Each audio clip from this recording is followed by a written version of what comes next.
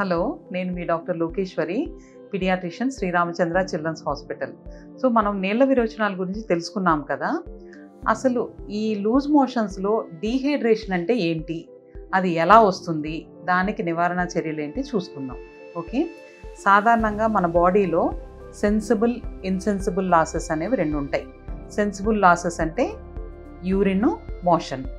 Insensible losses అంటే sweat, మన చెమట అండ్ మనం తీసుకునే బ్రీదింగ్ ద్వారా ఖర్చు అయ్యే నీళ్ళు. ఇవి రోజువారీ మనం తీసుకునే వాటర్తో ఆ రెండు సమంగా అవుతాయి.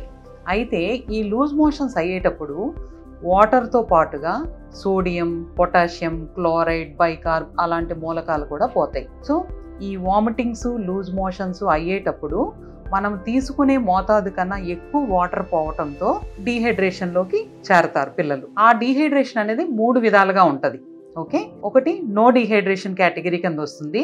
అందులో less than 5% of the body weight dehydrate అవుతుంది. అటువంటి సమయాల్లో మనకు పెద్దగా సైన్స్ అండ్ సిమ్టమ్స్ ఏమీ తెలియదు. వీళ్ళని ఇంటి దగ్గరే మనం వైద్యం చేయించుకోవచ్చు. ఇంకో కేటగిరీ సమ్ డీహైడ్రేషన్ అంటాం.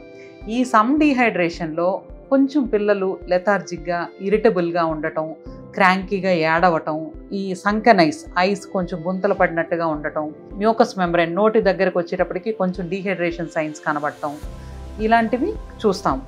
ఇలాంటి వాళ్ళను సమ్ డీహైడ్రేషన్ కేటగిరీలో వస్తారు. వీళ్ళకి ఓఆర్ఎస్ ట్రీట్మెంట్ అనేది ఇవ్వటం అవసరం.